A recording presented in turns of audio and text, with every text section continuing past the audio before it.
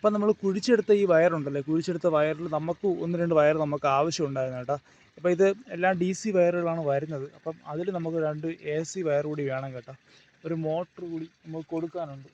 മോട്ടറിൻ്റെ wire ഞാൻ തപ്പി പിടിച്ചൊക്കെ നോക്കി കേട്ടോ. തപ്പി പിടിച്ച് നോക്കിയപ്പോഴത്തേക്ക് 2 വയർ സ്പെയർ ഇതിൽ കിടപ്പുണ്ട്. സ്പെയർ കിടന്നതല്ല, പഴയ ലൈറ്റൊക്കെ കിടന്നുണ്ട്. അതായത് ലൈറ്റ് ക്യാൻസൽ ചെയ്തതാണ് കേട്ടോ. അപ്പം അതിൽ നിന്ന് 1, 2 വയറുകളൊക്കെ എടുക്കാൻ പറ്റും നോക്കിയപ്പോഴത്തേക്ക് ഈ മരുന്ന് കയറുന്ന ഈ ഒരു എൻഡ് ഉണ്ടല്ലോ, ഈ എൻഡ് ഭാഗത്ത് വയർ കുറച്ച് ഡാമേജ് ആയിപ്പോയി കേട്ടോ.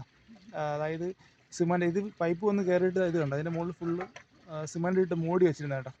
അങ്ങനെയാണ് ഇതിൻ്റെ വെച്ചിരുന്നത്. അപ്പോൾ അങ്ങനെ വെച്ചിരുന്ന സമയത്ത് തന്നെ വെള്ളമെല്ലാം കൂടെ ഒക്കെ ഇറങ്ങിയിട്ട് ഈ വയർ രണ്ട് ഇവിടെ വെച്ചാൽ അതിൻ്റെ എൻഡ് ഭാഗം ഫുള്ള് കരിഞ്ഞു പോയി കേട്ടോ.